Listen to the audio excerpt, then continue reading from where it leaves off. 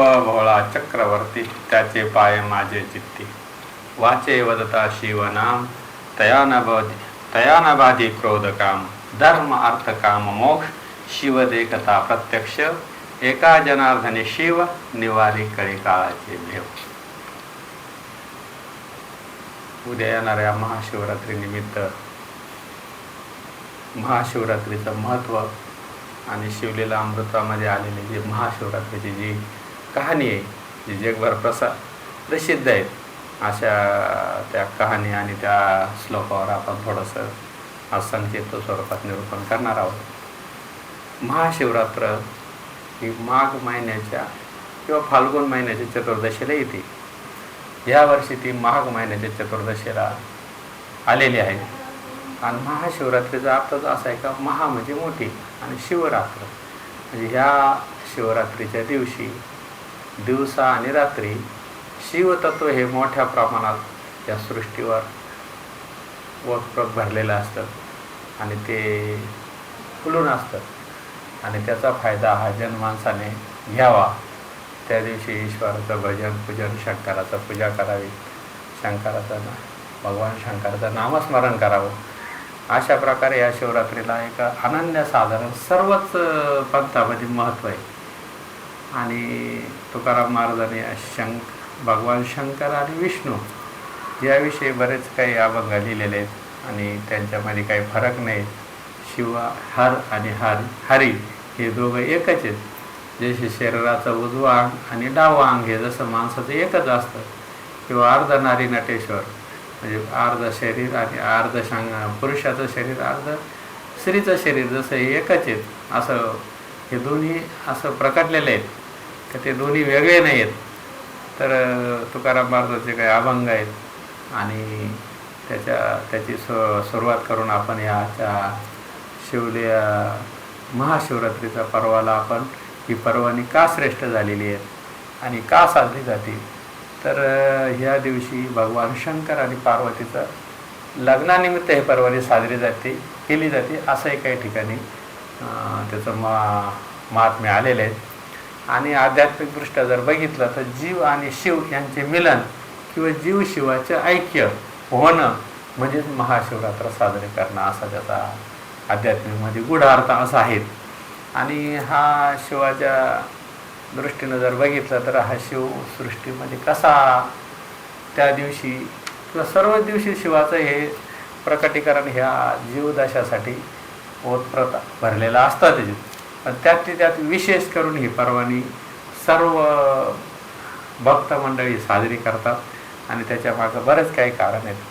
कारण शिव हा प्रत्येकाचा आतला एक मूक साक्षीदार आहे. जेव्हा मन विश्रांती घेते तेव्हा शिव प्रकट होतात. भगवान शंकराचे जे काही 10-12 जे वैशिष्ट्य आहेत तर ते कसे अध्यात्मामध्ये ते भरलेले आहेत त्याचं एक थोडक्यात वर्णन काही महान विभूतीने सांगितलेलं आहे. का अहंकाराला जाणीवेत तो परमात्मा मीच आहे यात विरघळून टाकणे म्हणजे अहंकार विरघळून टाकणे म्हणजे शिवतत्वाला जाणणे. कसं शिव बाहेर नाही आत आहे, तो स्वतः चैतन्य रूप आहे. शिव हा बाहेर नाही, तो आपल्या शरीरामध्येच आहे, चैतन्य रूपाने भरलेला आहे. शिवरात्री आंतरिक शांततेला जागृत करते. शिवरात्री कशासाठी साजरी करायची तर ते आंतरिक शांततेला जागृत करते. खरी भक्ती मौनात आहे. तर या दिवशी मौन राहणं ही खरी भक्ती आहे. मौन राहणे म्हणजे शंकराचा अभिषेक आहे. शिव हा भ्रमापासून मुक्त करतो. शिव आपल्याला हा भ्रमापासून मुक्त करतो. मी एक साधारण जीव आहे, अशी जी आपली मी एक देह आहे, अशी ही जी कल्पना आहेत, हा असा जो भ्रम झालेला आहे, या भ्रमामधून शिव हा मुक्त करतो. शांततेत निष्काम मनात सत्य उलगडते. पूर्ण शांतता आपल्याला लाभली आणि निष्काम मन झालं तर ते सत्य आपल्याच अंतरामध्ये उलगडतं.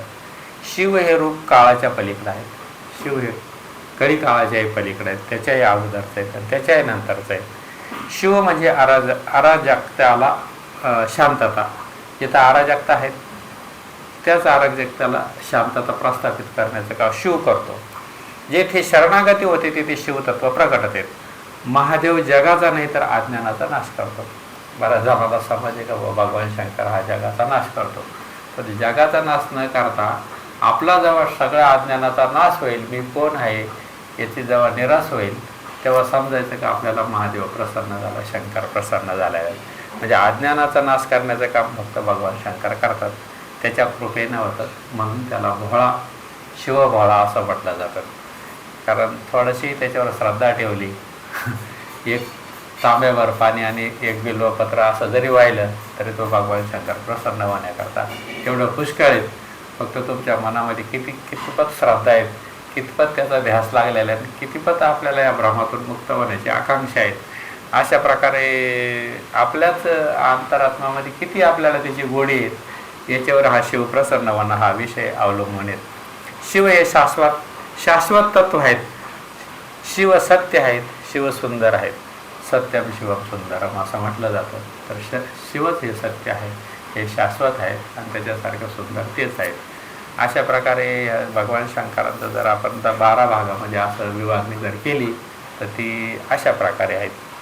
आणि तुकाराम महाराजांनी शंकराबद्दल भगवान शंकराला एक पत्र लिहिलेलं आहे. म्हणजे त्यांच्या अभंगगाथेमध्ये भगवान शंकराला जे काही पत्र लिहिले त्याच्यात एक पत्र असतं, तुम्ही विश्वनाथ दीन रंग मी अनाथ.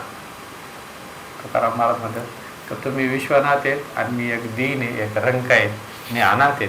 कृपा करायला ती थोडीफार माझ्यावर कृपा करा. पाया पडलो बराडी. पाया पडलो बराडी. बराडी म्हणजे मी एकदम साधारण क्षुल्लक जीवदशात असलेला मनुष्य आहे. काय ऊन तुम्हापाशी, मी तो अल्पचे संतोष आहे. तुम्हाला तुमच्याजवळ काय ऊन आहे, काय नाही तुमच्याकडे, सर्व काय तुम्ही विश्वाचे विश्वनाथ आहेत आणि मी मात्र एक अल्प एक जीवदशाला आलेलो माणूस आहेत.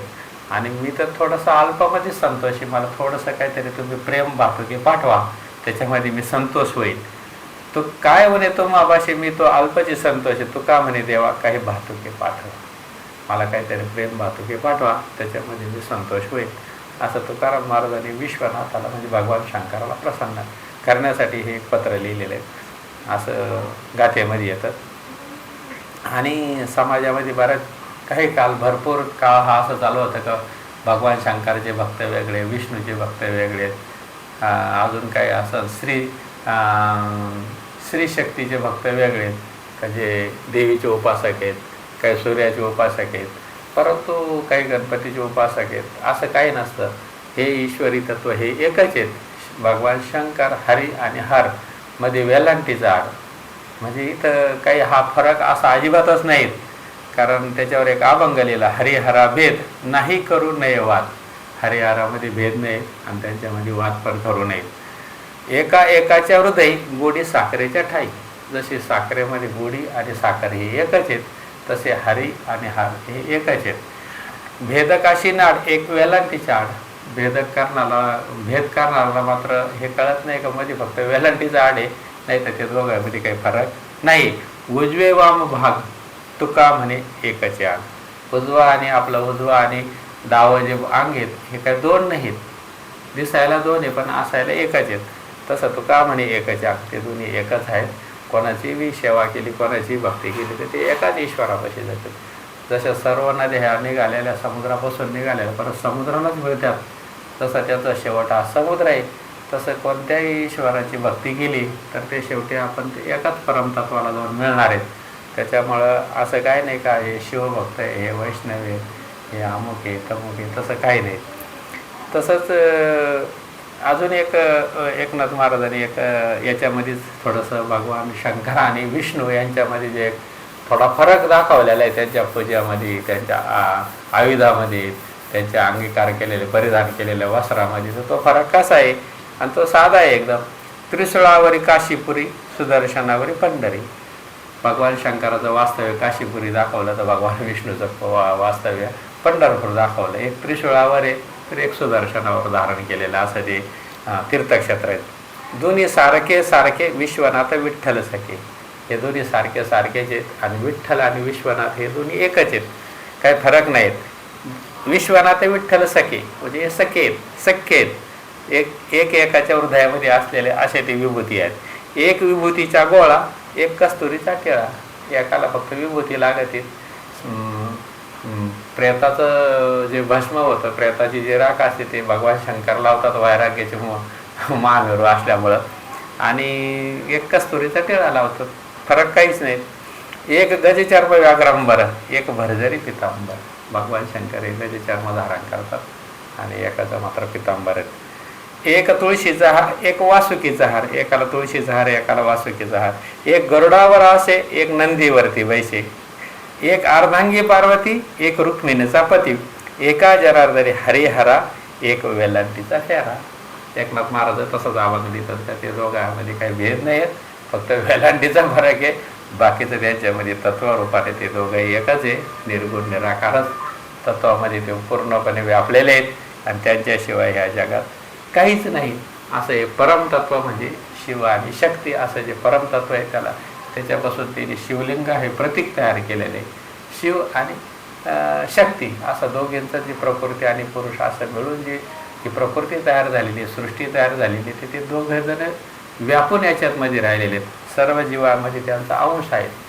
तर ह्या महाशिवरात्रीचं महत्त्व सांगताना श्रीधर स्वामी, ब्रह्मानंद श्रीधर स्वामी नावाचे जे महान कवी होऊन गेले, लेखक होऊन गेले, की ज्यांनी शिवलीला अमृत, राम विजय, पांडव प्रताप, हरी विजय असे जयमणी अश्वदय असे जे महान ग्रंथ लिहिलेले आहेत, असे ब्रह्मानंद श्रीधर स्वामी हे पंढरपूरजवळ नाझरे या गावी होते आणि त्यांच्या वडिलाकडूनच त्यांनी एक आनंद संप्रदायाची दीक्षा घेतलेली होती.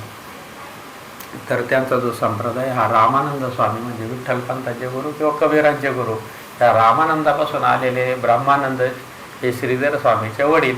आणि ह्या श्रीधर स्वामींनी जो शिवलीला अमृत नावाचा ग्रंथ लिहिलेला आहे, हा ग्रंथ खूप परमपवित्र आहे आणि भारतामध्ये, महाराष्ट्रात तर सर्व घराघरामध्ये असलेला हा ग्रंथ आहे. आणि श्रावण महिना आणि महाशिवरात्रीच्या दिवशी कोणी वाचत नाही असं काही होत नाही. त्याचे खूप पारायणे केले जातात, काही 16 सोमवार काही केले जातात, काही खडी साखर खाऊनच फक्त याचे पारायण करतात.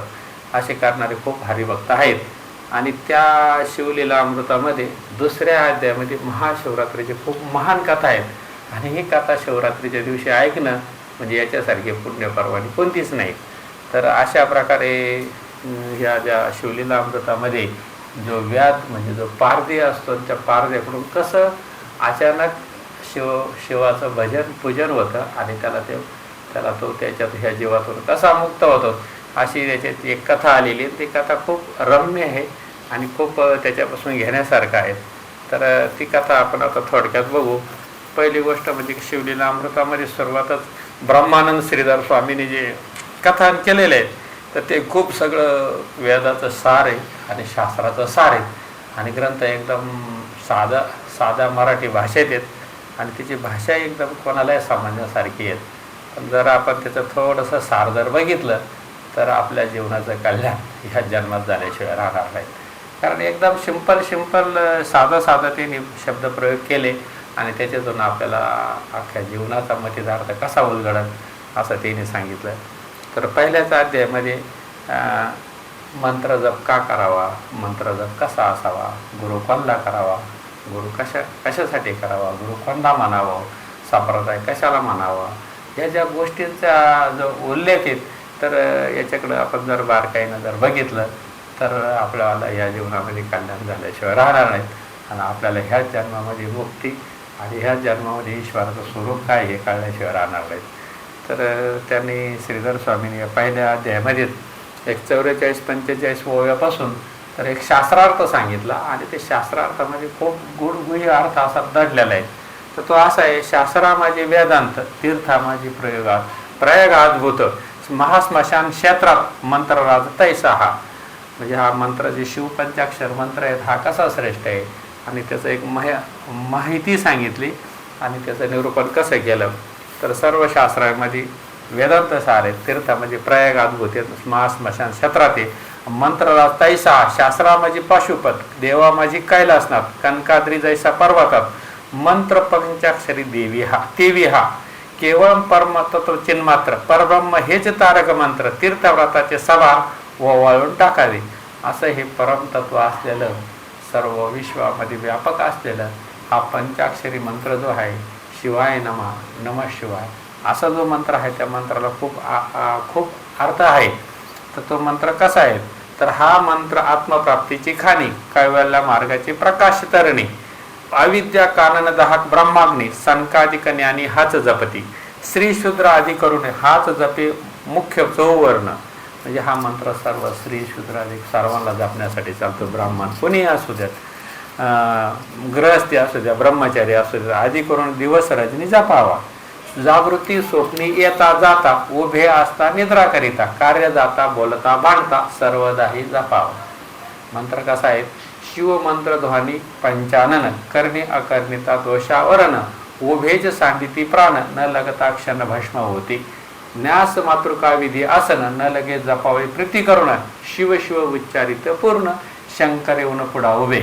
आपल्या वाणीला अखंड असा जाळा लागला पाहिजे का शिव शिव शिव शिव शिव शिव. किंवा जर मंत्र जपायचा असेल तर शिवाय नमः शिवाय असा हा मंत्र जपायचा, ओम न लावता. तर असा मंत्र जपायला, असा मंत्राचा आपण आराधना केली पाहिजे. किंवा आपल्या वाणीला तो चाळा लागला पाहिजे का आपण सतत रात्रंदिवस या भगवान शंकराचं नामस्मरण कसा तो व्यापक रूपानं भरलेला आहे. आणि तो आपल्या हृदयामध्येच हृदयस्थच आहे, प्रत्येकाच्या हृदयस्थच आहेत. फक्त त्याची करुणा भाकली म्हणजे तो आपल्याला चित्तामध्ये तो प्रकटतो. तर न लगता क्षण भस्मावती, न्यास मातृका विधी आसन, न लगे जपावे प्रीती करून, शिवशिव उच्चारित पूर्ण, शंकर येऊन पुढे उभा. अखंड जपता जे हा मंत्र, त्याशी निजांगे रक्षी त्रिनेत्र, आपल्या अंगाची सावली करी पंचवक्त्र, अहोरात्र रक्षितया. या मंत्राचा आपण जर मन लावून जप केला तर आपल्याला भगवान शंकर प्रत्यक्षात आपलं रक्षण करतो. आपल्या अंगाची सावली करून तो त्या जीवाचं रक्षण करीत असतो. अहोरात्र रक्षितया. मंत्र जपका लागुनी, शिव म्हणे मी तुमचा ऋणी, परी तो मंत्र गुरुमुखी करून घे जे आधी विधी ते. मंत्र मात्र जपायचा असेल तर मग मात्र मंत्र हा गुरुमुखाने विधीने करून घ्यावा, नाहीतर तो मंत्र जप करून उपयोग होणार नाही. गुरु करावा मुख्य वर्ण. मात्र जर गुरु जर केला नाही आणि जर तुम्ही जर मंत्र जप केला, कोणत्याही मंत्राची आराधना करताना त्या मंत्राला एखाद्या गुरुच्या मुखातून आपल्या कानामध्ये तो श्रवण केला पाहिजे असं शास्त्र सांगतं. तर ते पुढं त्याचा उल्लेख आलेला आहे. गुरु करावा मुख्य वर्ण, भक्ती वैराग्य दिव्य ज्ञान, सर्वज्ञ उदार दयाळू पूर्ण. गुरु जर करायचा असेल तर तो भक्ती वैराग्य त्याला दिव्य ज्ञान असलं पाहिजे, तो सर्वज्ञ असला पाहिजे, उदार असला पाहिजे, कृपाळू असला पाहिजे, दयाळू असला पाहिजे. अशा ज्या गुरुच्या ठाई लक्षणं आहे असाच गुरु केला तर त्या मंत्र जपामधून आपल्याला आत्मसाक्षात्कार होतो. असं इथं पुढं ब्रह्मानंद श्रीधर स्वामींनी यांनी याच्यात सांगितलेले आहेत. चिन्हे करू मंडित जो मित भासनी शांत दंत, अंगी अमानित्व अंधभित्व, अहिंसक अतिविरक्त, तोच गुरु करावा. ज्या गुरुकडं ज्या सत्पुरुषाकडं थोडा पण अहंकार नाही, त्याच्याकडं वैराग्य आहे, त्याचे दयाळू पण आहे, त्याचं कृपाळू आहे, तो म्हणजे ब्रह्मनिष्ठ असला पाहिजे, तो कृपाळू दयाळू असला पाहिजे. आणि त्याला त्या अहंकार अंधभित्व, अमानित्व अंधभित्व, कोणताही अहंकार नसला पाहिजे. अहिंसक अतिविरक्त तो विरक्त असला पाहिजे. असा गुरु करावा. वर्णाने ब्राह्मण गुरु हा वेदवचने निर्धारू, हा त्यापासून मंत्र उच्चारू करून घ्यावा प्रीतीने. अशा गुरुकडून आपण एखादी मंत्र साधना घ्यावे आणि त्याचा निरंतर जप करावा. जर आपणाशी ठाऊका मंत्र तरी गुरुमुखी घ्यावा निर्धार, उगत जपे तो अविचार तरी निष्फळ जाणीजे. जरी आपणास ठाऊक जर असेल एखादा मंत्र, आपल्याला ओम नमः शिवाय हा मंत्र माहिती आहे, पण तरी तो गुरुमुखी घ्यावा निर्धार. उगाच जपे तो अविचार तरी निष्फळ जाणीजे. आपण आपल्याच मताना जर आपण गुरुमंत्र जपत बसलो, ज्याला ओम लागलेला आहे, जो पंचाक्षरी षडाक्षरी मंत्र आहेत, दशाक्षरी मंत्र आहेत, जे मंत्रामध्ये बसतात, जे नामात बसतात नाही, जे मंत्रात बसतात, तो मंत्र उच्चारायचा असेल तर तो गुरुच्या मुखातूनच घ्यावा लागतो. गुरुनंच आपल्याला कानात सांगावा लागतो आणि आपल्या डोक्यावर हस्त ठेवून त्या गुरुना आपल्याला आशीर्वाद देऊन हा मंत्र जप करण्याची विधी सांगितला तरच तो मंत्र आपल्याला फळद्रूप होतो, अन्यथा होत नाही. जरी आपणास ठाऊक मंत्र तरी गुरुमुखे घ्यावा निर्धार, उगाच जपे तो अविचार तरी निष्फळ जाणीजे. जर आपण आपल्याच मनानं जपत मनोमार्गे गेला तो तिथेच मुकला, हरिपाठी स्थिरवायला तोची धरली. म्हणजे नामाशी विनमुख तो नर पापिया, हरिमुखी म्हणजे नामाला जर विनमुख असेल तर तो नर पापिया सांगितलं. तसं या मंत्र जर करायचं असेल, हे मंत्रयुक्त असं जे नाम आहे असं जर घ्यायचं असेल, नाम आणि मंत्र, नाम मंत्र जर पण कोटी जाईल पाप, जे नाम पण आहे जे मंत्र पण आहेत, दोन्ही काम करतात. एक पाप घालवायचं करतं, साधन आहे ते.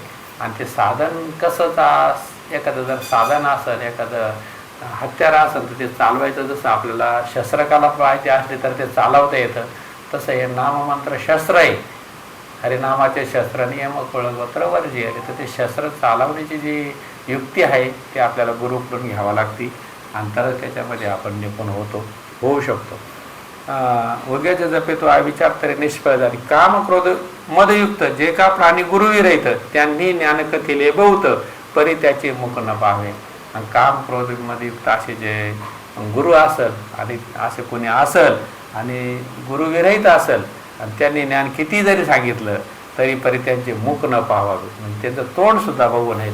ज्यानं गुरु केला नाही, जो गुरुमुखी झाला नाही, जो निगुरे आहेत, त्यांना कितीही ज्ञान सांगितलं तरी त्याचा ज्ञानाचा कवडीचाही उपयोग नाही, असं ब्रह्मानंद स्वामींनी सांगितलं.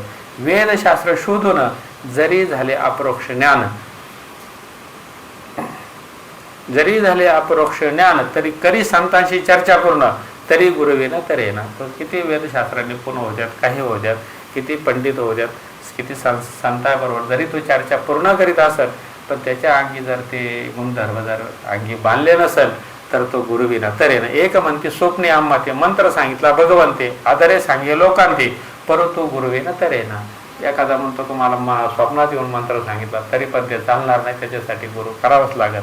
तर परी तो गुरुविना तरेना. प्रत्यक्ष येऊन देव सांगितला जरी गुह्य भाव तरी तो न तरेच स्वयं गुरुशी शरण न रिक्ता. ब्रह्मानंद स्वामींनी तर हे सांगितलं का प्रत्यक्ष जरी देवाने येऊन तुम्हाला जरी सांगितलं, गुरुमंत्र सांगितला, गुह्य भाव जरी सांगितला तरी तो तरणार नाही. त्याच्यासाठी गुरुकडूनच, सद्गुरूकडूनच तो मंत्राची दीक्षा घ्यावा लागेल, अनुग्रह घ्यावा लागेल, तरच तो तरल. अर्थ नाही तर तो तरणार नाहीत. मौजी बंधने विना गायत्री मंत्र जपे तो भ्रष्ट अपवित्र. वराविना वराडी समग्र काय व्यर्थ मिळवणे. जसं वर आणि नसल लग्नामध्ये तर त्या वरड्याचं काय करायचं, तसं जरी तो एखादा ब्राह्मण जरी असेल तरी त्यांना ते मौजी बंधन करूनच गायत्री मंत्राचा उच्चार घेतला पाहिजेत, नाहीतर त्याचा काही उपयोग नाही. तो वाचक झाला भाऊ असं परी त्याचे न चुकती गर्भ असं.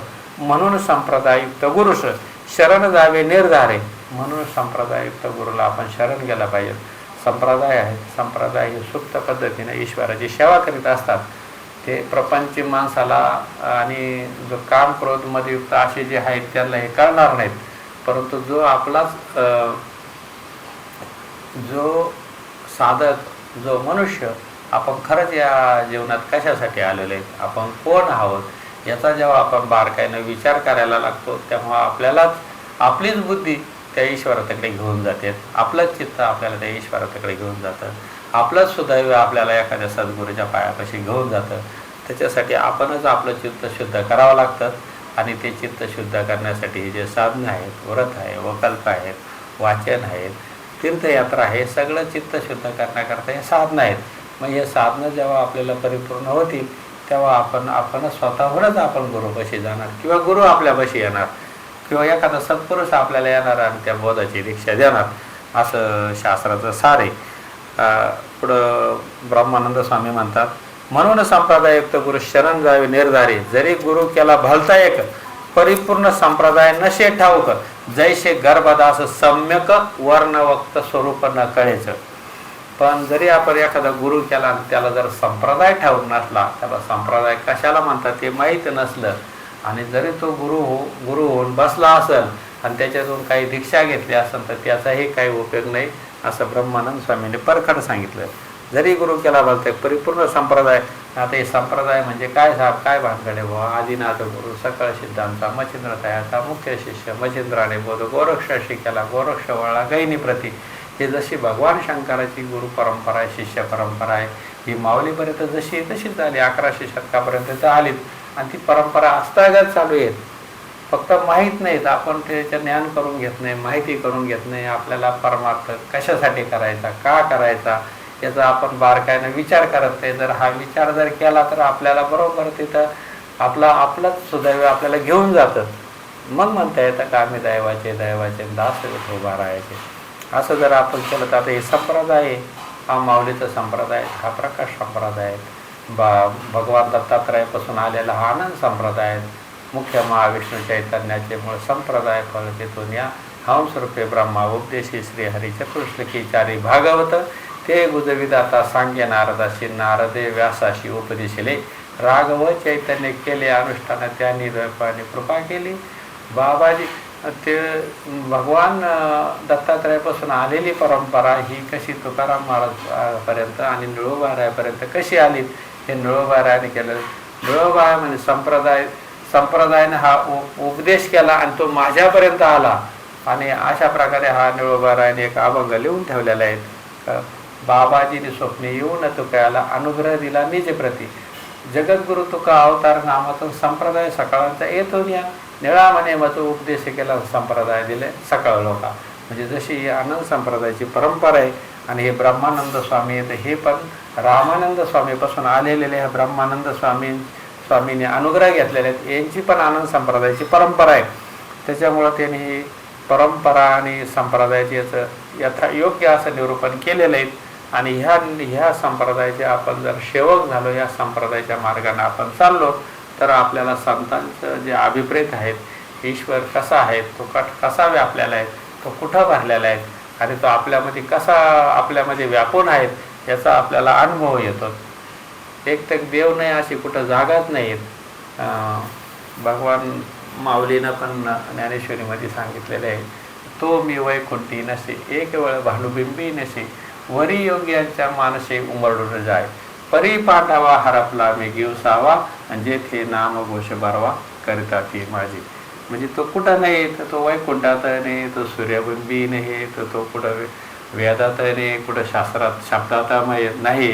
पण तो जर सापडायचाच असेल तर जेथे माझा जो नामघोष बरवा, म्हणजे असाच संप्रदाययुक्त सद्गुरूला शरण जाऊन आणि यथायोग्य असं महावाक्याचा बोध करून जर आपल्याला हे कळलं, तर अशा ठिकाणी ईश्वराचा वास 100% असतो, असं माऊलीने ज्ञानेश्वरीमध्ये सांगितलं. सर्व संतांचं हेच मत आहे.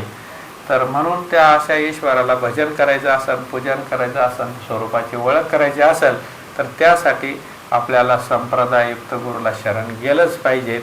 आणि ह्या संप्रदाययुक्त गुरूचं आपण निरूपण आता ऐकलं. असं तर तो गुरु कसा असावा, नाम कसा असावा, नाम कसं घ्यावा, किंवा ही जी माहिती आहे ही गुरु आपल्याला इतंभूत देतात, कारण त्यांनी ते परंपराने संपादन केलेलं असतं. अशा प्रकारे हा जो म्हणून संप्रदाययुक्त गुरु शरण जावे निर्धारी, जरी गुरु केला भलते परिपूर्ण संप्रदाय नशे ठाऊ, जैसे गर्भदास सम्यक वर्ण व्यक्त स्वरूप न कळेत. जसं गर्भामध्ये असलेला मुलगा काळा आहे का गोरा हे जसं कळत नाही, तसं जर संप्रदाय माहीत नसला आणि आपण जर भक्ती करत असेल तर आपल्याला ईश्वराचं स्वरूप कळणार नाही. ईश्वर कसा आहे, कसा व्यापक आहे आणि तो आपल्या हृदयामध्ये कसा भरून उरलेला आहे. अशा प्रकारे हे जे श्रीधर स्वामी, ब्रह्मानंद श्रीधर स्वामी, श्रीधर स्वामींचे वडील हे ब्रह्मानंद स्वामी होते. त्यांनी वडिलांकडूनच गुरुदीक्षा घेतली होती आणि ते आनंद संप्रदायाचेच होते. तर त्यांनी ह्या शिवलीला अमृताच्या पहिल्याच अध्यायामध्ये या गोष्टी सांगून ठेवल्या आणि किती व्यवस्थित आणि कसं शास्त्राचा आधार घेऊन त्यांनी या शिवलीला अमृताची जी रचना केली ती प्रत्येक जीवाचं कल्याण व्हावा यासाठी त्यांनी एकदम रोखठोक भाषामध्ये याचं निरूपण केलेलं आहे.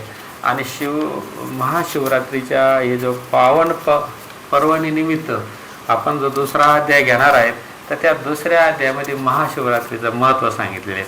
आणि ती महाशिवरात्र किती पुण्यदायक तिथी आहेत, महापर्वणी आहेत. आणि त्या महापर्वणीमध्ये जर आपण भगवान शंकराची स्तुती केली, भगवान शंकराचं स्तोत्र ऐकलं, भगवान शंकराचा अभिषेक केला, भगवान शंकराला बिल्वपत्र वाहिलं, भगवान शंकराला दूध पाणी अभिषेक केला, किंवा असे त्याचे जे स्तोत्र गायलेत निर्मळ अंतःकरणाला, तर त्याच्यावर आपल्याला त्या दिवशी खूप कृपा होते. अशा प्रकारे एका जो व्याधी असतो, जो पारधी असतो, त्याच्याकडून सहज अशी पूजा घडली गेली, त्याचा उद्धार कसा झाला, तर त्याचं निरूपण ह्या अध्यायामध्ये आलेलं आहे. आणि ते निरूपणामध्ये पाप पुण्य धर्म अशा सगळ्या गोष्टी आलेल्या आहेत. पाप कशाला म्हणायचं, पुण्य कशाला म्हणायचं, काय केल्यानंतर पाप घडतं, काय केल्यानंतर पुण्य घडतं, आणि आपण त्या ठिकाणी आपला विवेक कसा जागा राहायला पाहिजे यासाठी ते ह्या अध्यायामध्ये सर्व निरूपण आलेले आहे. तर ते आपण थोडक्यात बघू. श्री गणेशाय नमः. जेथे सर्वदा शिवस्मरण तेथे भुक्तिमुक्ती सर्व कल्याण. नाना संकटे विघ्नदार न बांधती कालत्रयी. संकेतात व हास्य करून भलत्याविषयी घडे शिवस्मरण.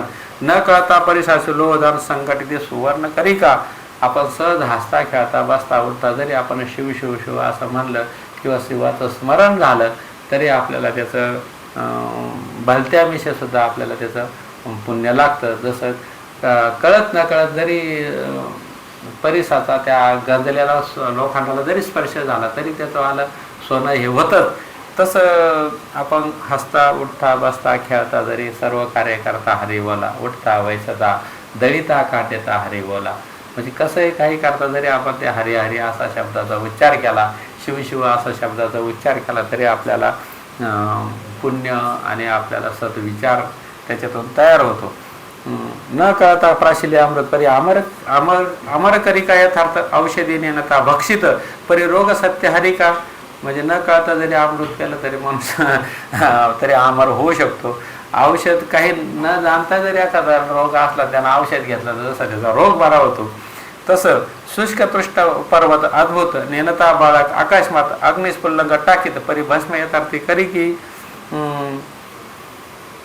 जरी एखाद्या जंगलामध्ये चुकून जरी एखाद्याला जर काडी पेटून टाकली तर त्या काडीमध्ये जसं ते जंगल भस्म होतं तसं याच्यामध्ये चुकून जरी आपण सहज जरी आपण जरी भगवंताचं स्मरण केलं, कळत न कळत जरी केलं, शिव शिव म्हणलं, हरी हरी म्हणलं, असं नाही का हरी हरी म्हणता वाचे तया मोक्ष. म्हणजे अशा प्रकारे सहज जरी आपण म्हणलं गेलं तरी आपल्याला त्याचा वाला खूप ह्या जीवनामध्ये फायदा होतो. तसे न कळता घडे शिवस्मरण परी सकळ दोषे होय दयन होय दहन अथवा विनोदी करण शिवस्मरण घडो का.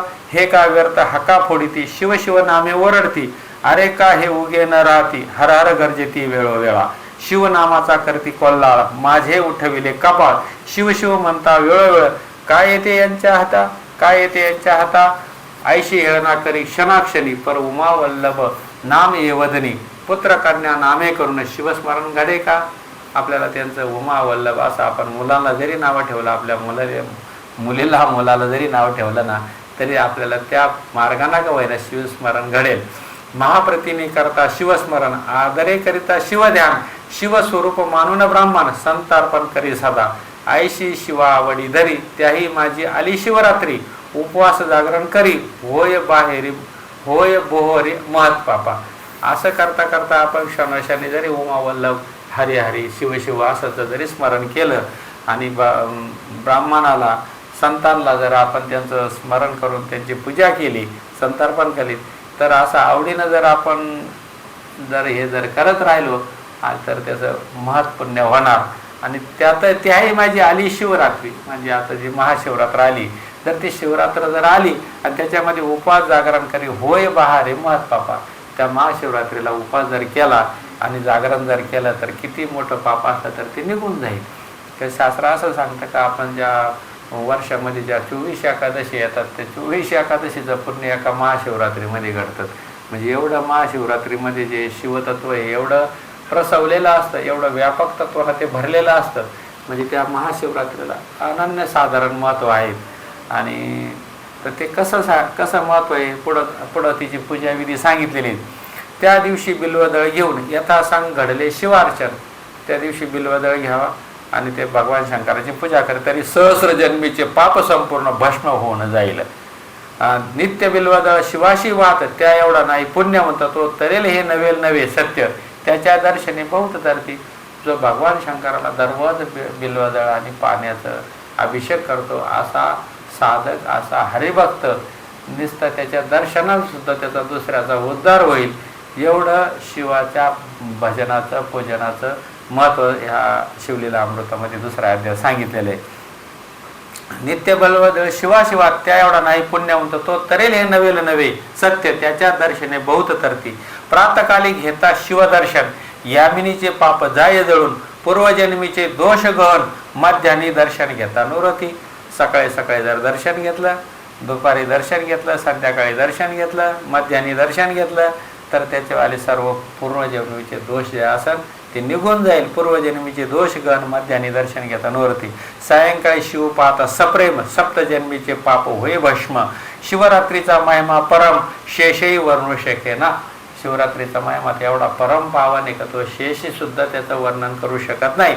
कपिला षष्ठी अर्धोदय संक्रमण महोदय गच्छ छाय ग्रहण इतकेही पर्व काळ ओवाळून शिवरात्रीवरून टाकावे.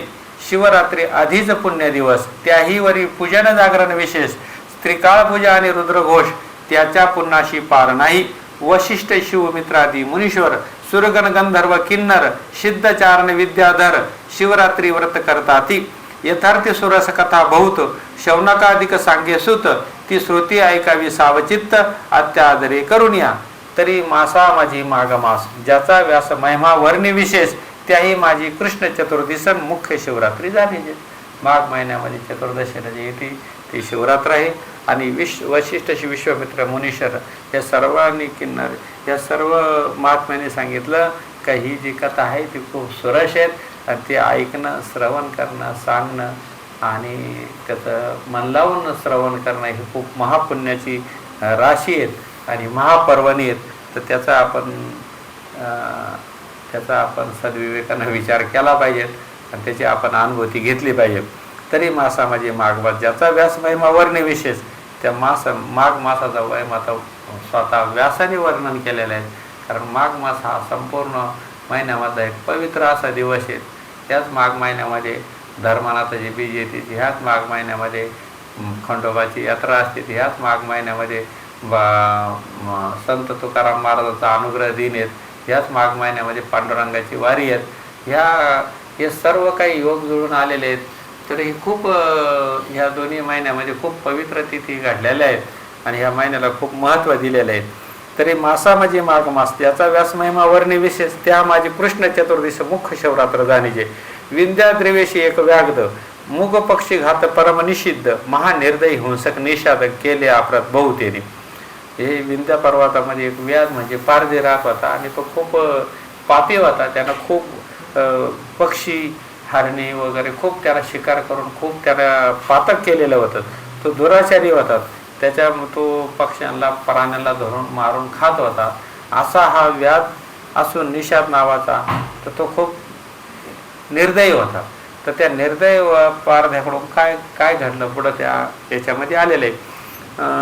करी गोंधालू तृण आणि काय हाती शस्त्र सामग्री घेऊन कानानी जाता शिवस्थान शोभायमम देखील. तो शिवरात्रीचा दिन यात्री आली चौकडून शिव मंदिर शृंगारून शोभा आणली कैलाशीची. हा पारधी जंगलामध्ये फिरत असताना त्याला एक शंकराचं मंदिर दिसलं आणि ते मंदिराला खूप तिने सजावट केलेली फुलं अत्तराने सजवलेलं होतं. खूप यात्रेकरू तिथं आलेले होते. ते सतत शिव शिव हर हर हर हर असे त्यांची गर्जना चालत होते आणि ते खूप भाविक मोठ्या आस्थेने त्या शंकराचं दर्शन घेत होते. आणि हे व्याध्यानं बघितलं आणि त्या पारध्यानं बघितलं आणि त्याला खूप मोठं हसू यायचं. काही हे लोक किती मूर्ख आहेत. याचा अनमोल असा वेळ या शंकराच्या या जंगलामध्ये असलेल्या मंदिरासाठी घालतात. त्याला दूध काय वाहतात, त्याला असे महान चांगले चांगले पदार्थ ते शंकराला अर्पण करतात आणि तूप काय वाहतात, बिल्वपत्र काय वाहतात, पाण्याचा अभिषेक काय करतात. असं ते बघून त्याला खूप विशेष वाटलं आणि तो ह्या भक्ताला तो मूर्ख असं म्हणत होता. शोभा निलेश कैलाशीची शुद्ध जरत देवालय झळके शोभायमान गंगर चुंबित ध्वजपूर्ण रत्न जडित कळतात पाती मध्य मने शिवलिंग भक्त पूजे करते सांग अभिषेक धारा अभंग विप्र धरते रुद्रघोष एकटाळा मृदंग घेऊन सप्रेम करते शिवकीर्तन श्रोते करटाळे वाजून हरार शब्द घोष करते नाना परिमळ द्रव्य सुवास तेने दश दिशा दुमदुमल्या विशेष लक्ष दीपाचे प्रकाश जल जगोष घंटाराव शशीमुखा गर्जती भीरी त्यांचा नाद न माया अंबरे एवं चतुर्विध वाद्य नानापरीन भक्त वाजविती आनंदे. तो तेथे व्याध पातला समोर विलोकी सर्व सोहळा एक मुहूर्त उभा ठाकला. त्यांना हा सगळा सोहळा लांबून बघितला आणि तो हसत बोलला तर उन्हवतो. तो काय बोलत होता, अरे मूर्ख आळू घ्यायचे येथे द्रव्य काय व्यर्थ नासून हे लोक मूर्ख आहेत आणि हे द्रव्य खुशाली तर नासवतात आणि ह्या भगवान शंकराला हे तिथं आतमध्ये एक दगड आहे बाहेर एक दगड आहेत. म्हणजे शंकराचं लिंग हे दगडाचं असतं पायरी बी दगडाचे असतात. पण ते दोन्ही काय मात्र एक समान मानून आहेत. कारण भगवान शंकराचं अस्तित्व त्या शिवलिंगामध्ये अधिष्ठान रूपानं असतं. पण पायरीमध्ये तो फक्त दगडच असतो, त्याला काय त्याची काय प्राणप्रतिष्ठा नसते किंवा तो तेवढा पूज्य नसतो, तो फक्त पाय ठेवायच्या लायकीचा असतो. मात्र शिवलिंग आहे, मात्र तिथं आपल्याला मस्तक हे नथ करायची जागा असते. आत दगड बाहेर पाषाण, देव पण येथे कायचे तो आतमध्ये पण दगडच आहे शंकराच्या रूपानं, बाहेर एक पायरीचं दगडच आहे. इथं कसलं देव आलं, उत्तम अन्न सांडून व्यर्थ का करते उपोषण. चांगलं अन्न भोजन करायचं तर आज दिवसभर उपवास करून हे लोक ह्या इथं काय करतात बरं. मी आयशा चेष्टा करीत येतो ना कानाला प्रती जात असेल, लोक नामे गरजती वारंवार आपणही विनोद म्हणे शिव हर हर. लोक मोठ्या मोठ्यानं हर हर शिव शिव असे जे लोक गरजत होते त्याचंच तो त्याची चेष्टा टिंगलवळी म्हणून तो पण हर हर शिव शिव असं तो पण मोठ्या मोठ्यानं तो या निमित्तानं म्हणत होतात. आज सहज सवे घालून विशिव मंदिर घोर कातार प्रवेशला, वाचेशी लागला तोच वेद विनोदे बोले शिवशिव शब्द. असं ते मंदिरापासून गेला आणि तो तोंडाना तो शिवशिव असं म्हणत राहिला आणि तो त्या जंगलामध्ये प्रवेश केला. वाचेशी लागला तोच वेद विनोदे बोले शिवशिव शब्द. नामे प्रताप दोष आगत झडत सर्व चालिले, गोरांदार शेवतावन नाडळतीच जीव लघु दारुण. तो वरुणा दिग्धवधूचे सदन वासर म्हणे प्रविशला. असं करता करता तो जंगलामध्ये प्रवासला आणि संध्याकाळ झाली आणि निशा प्रवृत्ती सबळ की ब्रह्मांड करणे भरले काजळ की विशाळ कृष्ण कंबळ मंडप काय उभारिला. विगत धवा जेवी कामिनी तेवी न शोभे कदा यामिनी. जरी मंडित दिशे उडगणी परिपतीहीन रजनी. ते जैसा पंडित गेला सभेतून मूर्ख जलपती पाखंडना. जेवी असता जाता सुयस्र करण उडगण मागे जळगती. दिवस मावळला, सूर्य मावळला आणि अंधार पडला. अंधार पडल्यानंतर कोणालाच काही दिसत नाहीत आणि त्याला ती शिकार करण्यासाठी तो जंगलात आला. आणि आसो आयशी निषा दाटील सबतन अवघा वेळ उपाशी निषाद. योगायोग त्या दिवशी त्या निषादाला म्हणजे त्या पारध्याला उपवास घातला. तो एक सरोवर आगत दृष्टी देखील शोधित. त्यानं तेवढ्यामध्ये एक सरोवर बघितलं आणि अनेक संपत्ती सभाग्य सदनी 23 सरोवर शोभती कुमुदिनी. तटी बिल्ववृक्षा गगनी शोभाय मग पसारला. आणि त्या सरोवराच्या शेजारीच एक मोठं बिल्ववृक्ष म्हणजे बेलाचं झाड होतं आणि ते झाड खूप मोठं होतं आणि त्याच्या फांद्या खाली वाकलेल्या होत्या. योग भ्रष्ट कर्मवश पाविती जनन. ते बिल्व डाळ्या गगनी होऊन भूमीस लागले येऊन त्या डाळ्या अशा खाली वाकलेल्या होत्या, त्या भूमीवर आलेल्या होत्या आणि त्या बिल्ववृक्षाच्या खालीच एक शंकराचं लिंग होतं. आणि अशा प्रकारे तो त्या झाडावर जाऊन बसला आणि तोंडानं त्याचं शिव शिव हर हर असं म्हणणं चालू होतं. आणि त्या डाळीमधून त्याला पुढं काही सावज दिसत नव्हतं म्हणून तो काय करायचा, एक एक बिल्व पान तोडायचा आणि तो खाली टाकून द्यायचा की जेणेकरून त्याला ते पुढलं दृश्य दिसत. कोणी एखादं शिकार आली तर त्याला करता येईल. त्याला असं ते धनुष्यबाण घेऊन तो बसलेलाच होता. तर अशा प्रकारे सरासरी शर लावून कानडी ओढून सावध लक्षी दृष्टी बिल्वदळ दाटिली बघतो ते दक्षिण हस्ते खोडून टाकीत आणि तो तेथे पद्मज हस्त स्थापित शिवलिंग दिव्य होते. म्हणजे तिथं भगवान पार्वती मातेनंच ते एक पद्मज हस्ते म्हणजे त्याच्या हस्तानंच एक शिवलिंग स्थापन केलेलं होतं आणि त्या शिवलिंग खूप दिव्य होतं. आणि त्या दिव्य शिवलिंगावर ह्या पारद्याकडून कळत न कळामध्ये बेलाचे पानाचं शिव अर्पण बिल्व अर्पण त्याच्याकडून होत होतं. आणि ते तोंडाना सहज हर हर हर हर शिव शिव असं तो टिंगल टावाळी नका व्हायना तो म्हणत होता. त्याने संतोषला अपारनानाथ. व्याधास उपास जागरण घडत सायास न करते अनायशी. वाचेशी शिव नामाचा चाळा. हर हर म्हणे वेळोवेळा. पापक्षय होत चालना पूजन स्मरण सर्व घडले. असं करता करता रात्रीचे दुसरी भर टळून गेले आणि त्याचं मात्र तोंडामधून शिव हर हर असं चाललं. बेलाचे पानं तोडून त्या शिवलिंगावर जे पार्वती मातेने स्थापन केलं होतं अशा शिवलिंगावर कळत न कळत सर्व त्याच्याकडून घडत होतं. एक याम झाली रजनी. तो जलपाना लागे एक हरिणी. आली ते गर्भिणी. असं करता करता त्या एक रात्र उलटून गेली आणि एक प्रहर उलटून गेला आणि त्या समयी मात्र एक हरिण मात्र तिथं त्या सरोवरावर पाणी पिण्यासाठी आली. व्याध ती लक्षीला दुरून कृतांतवंत परम दारुण. अकर्ण ओढीला बाण देखून हरणी बोलत असेल.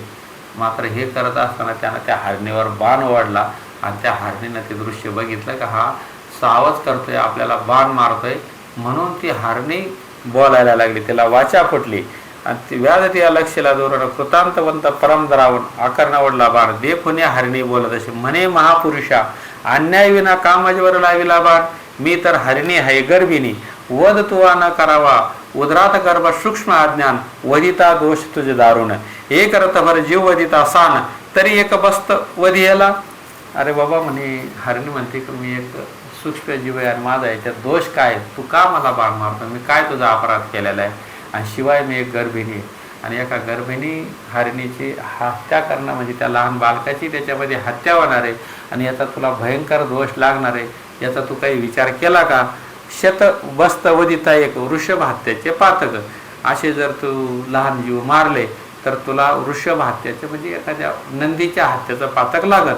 असे जर शत वृषभ मारले तर तुला एक गो हत्याचं पातक लागत, आणि शत गो हत्याचे पातक पूर्ण एक वदिता होय ब्राह्मण. जर असे शत गो हत्या जर गो हत्याचं पातक झालं तर एक ब्राह्मण हत्याचं पातक लागतं.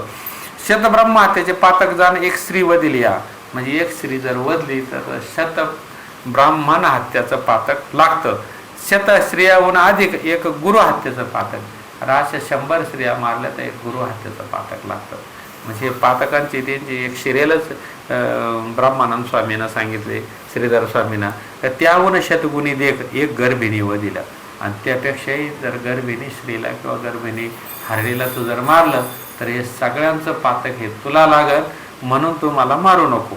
तरी अन्याय नसता ए अवसरी मज मारशी का वनांतरी, व्याध म्हणे कुटुंब घरी.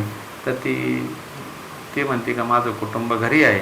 मज मार्शिकावर व्याध म्हणे कुटुंब घरी, उपवाशी वाट पाहते मीही आज निराहार. तर तो पारधी म्हणतो का अरे माझं कुटुंब घरी निराहार आहे आणि मी पण आज रात्रीपासून उपवास धरलेला आहे, मला बी काही मिळालेलं आहे, आता तुला मारल्याशिवाय मलाही पर्याय नाहीत, तर मी काय खाणार. असं व्याध म्हणजे तो पारधी त्या हरणीला म्हणतो, अन्न नाहीच अनु मात्र परी मृगी होणं सुंदर, गोष्टीवतशी शास्त्रीच्या. अरे पण तू म्हणे तो हरणी असून जर एवढा शास्त्रार्थ सांगते, याचा अर्थ तू कोणीतरी दिव्य लोकाहून आलेली आहे आणि तुला वाचा फुटली आणि तू माझ्या संग सगळं शास्त्रार्थ करतात, याचा अर्थ तू कोणीतरी आहेत.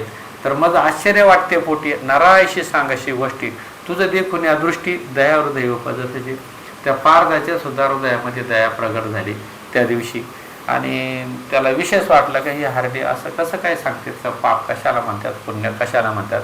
तर तो ऐकायला लागला का तुला मी मारत नाही, पण तुझं काय म्हणणं आहे. तर ती काय ती सांगते का पूर्वी तू होतास कोण, तुझे एवढे ज्ञान कुठून, तू विशाळ नेत्री रूप लावणं सर्व वर्तमान मग सांगे.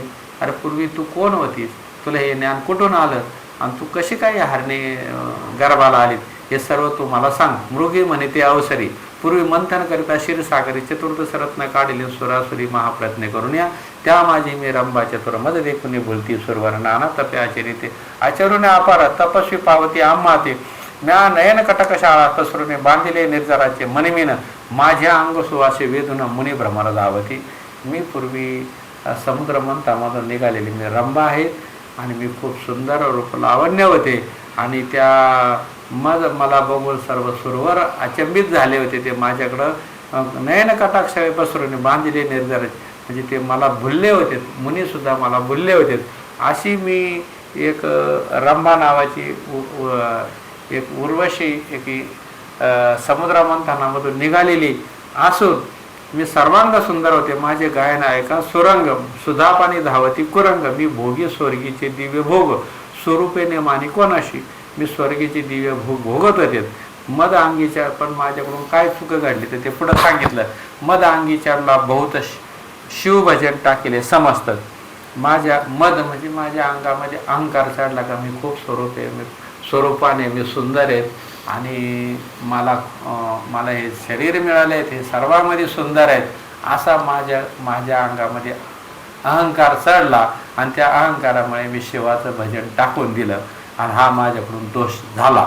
शिवरात्री सोमवार प्रदोष व्रत शिवार्चन सांडिले म्या, शिवरात्री सोमवार प्रदोष व्रत असे जे शंकराचे व्रत आहेत, हे व्रत माझ्याकडून सुटले गेले, आणि सोडण्यासुद्धा आपण करू लागले. मद्यप्राशन म्हणजे चांगल्या गोष्टी सोडून मी मद्यप्राशन करू लागलेत, आणि हिरण्य नामा दैत्या दारून सूर सोडून रतली त्याशी, म्हणजे हा असुर असून मी त्याच्या संग रत झाले.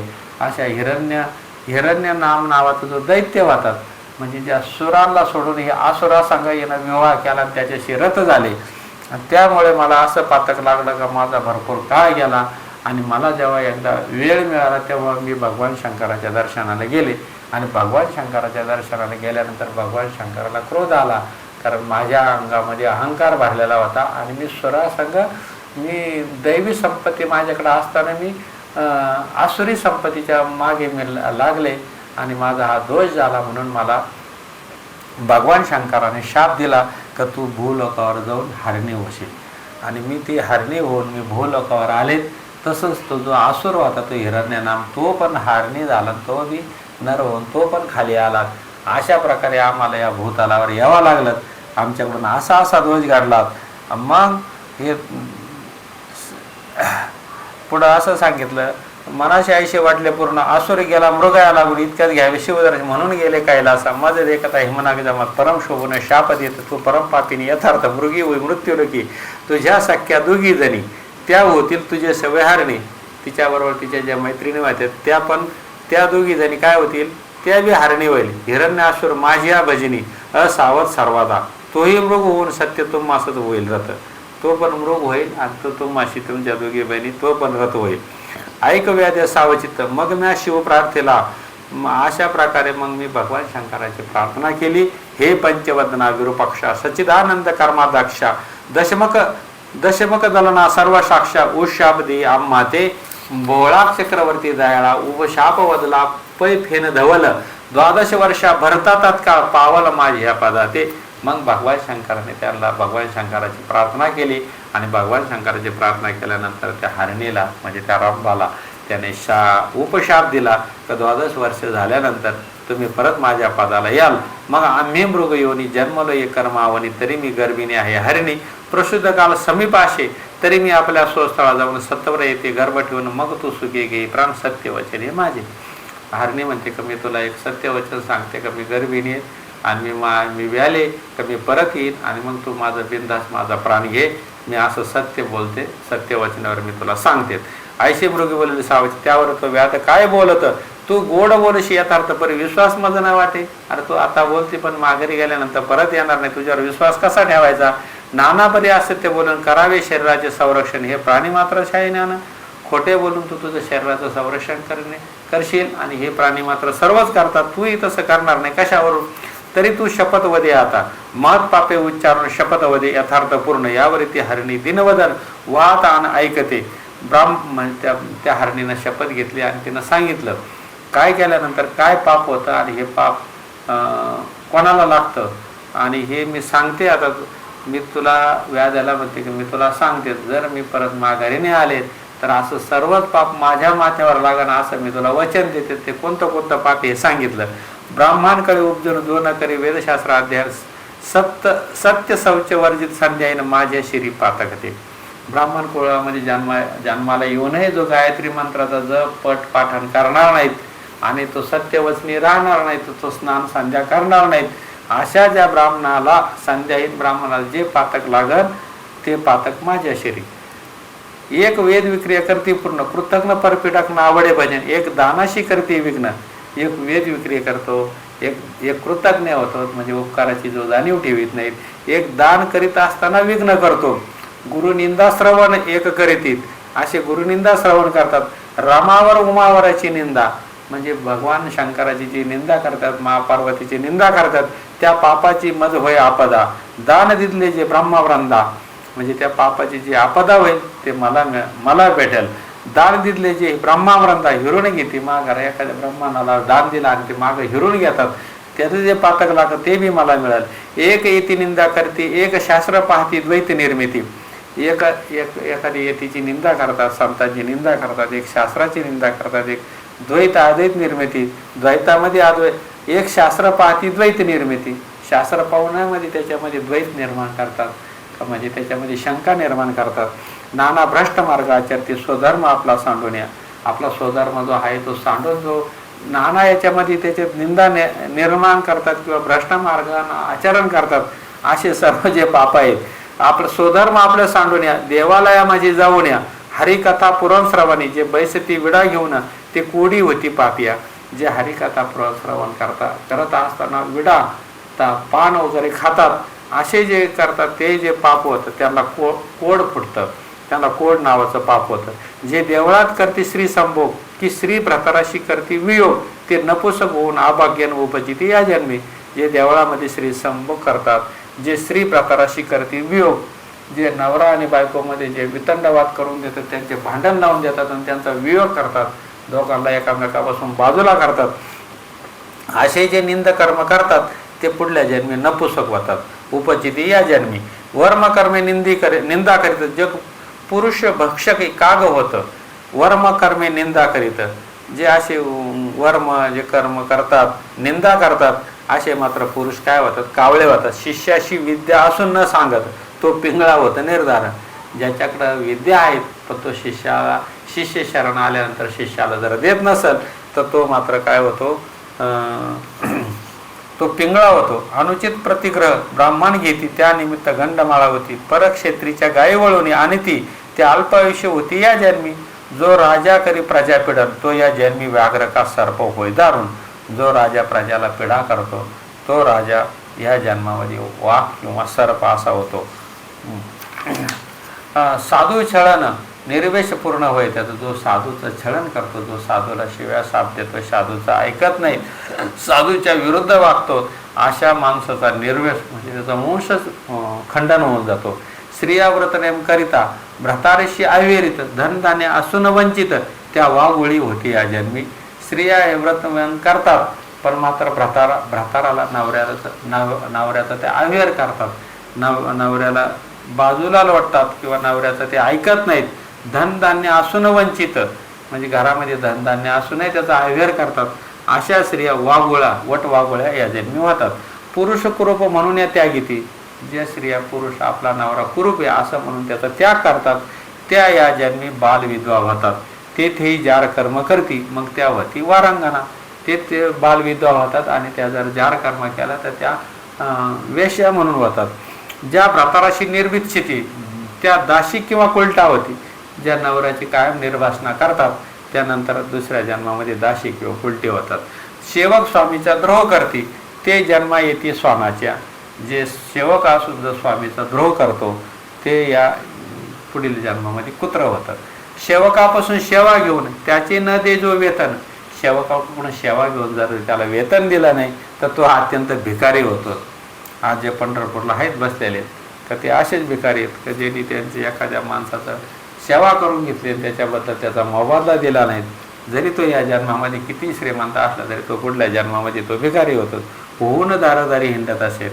स्त्री पुरुष गुज बोलता, जो जाऊन ऐकतत्वता, त्याची स्त्री दुरावा हिंडता, अन्न न मिळे तयाती. स्त्री पुरुष गुज बोलता, जो जाऊन ऐकेतत्वता, स्त्री पुरुषामध्ये काय त्यांचं गुज चालू असेल आणि जो त्यांचं वाला एक ऐकत असेल तर त्याची स्त्री दुरावे हिंडतात, त्याची स्त्री मात्र दारोदारी हिंडतात. अन्न न मिळे तयाती. जो जारण मारण करते ते भूत प्रेत पिशाचे होती, येती उपवाशी पिडती, त्या ते दुष्काळ जन्मावरी.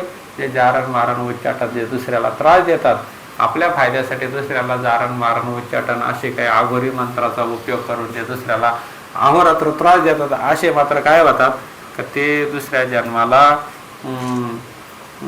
दुष्काळामध्ये ते उपवास पिढीते, येते उपवास पिढीते, त्या ते दुष्काळ जन्मावर त्यांचा अख्खा आयुष्य दारिद्र्यामध्ये जातात. स्त्री सहजेस्वाला होऊन ग्रह वावरे जे पापिनी, पूर्वज घरी पडती पत्नी, त्या ग्रही देव पितृगण न येते. जे देवाच्या दीपाचे तेल नेते ते या जन्मी निपुत्रक होती. ज्या रांधी ती अन्न चोरून भक्षिती, त्या माजर होती या जन्मी. जे अन्न चोरून नेतात, जे देवाचे तेल चोरून नेतात, अशा मात्र काय होतात, मांजर होतात. ब्राह्मणाशी कदा न घालून आपण भक्षिती षड्रस पकवणं, त्याच्या गर्भ पडती गळून आपल्या कर्मव्याशे. ब्राह्मणाला अन्न न घालतात, आपण मात्र सुग्रास अन्न घालतो. ब्राह्मणाला शिळ अन्न वाढतो, त्या मात्र काय होतात, त्यांची गर्भ पडती गळून. जो माता पित्याशी शिनवित, तो या जन्मी मरकट होतं. सासू सुसारे सुष्णा गांजित, तरी बाळक नावाचे ती याचे. जे मात्या पित्याला शिनवतात ते या जन्मी मात्र मरकट होतात.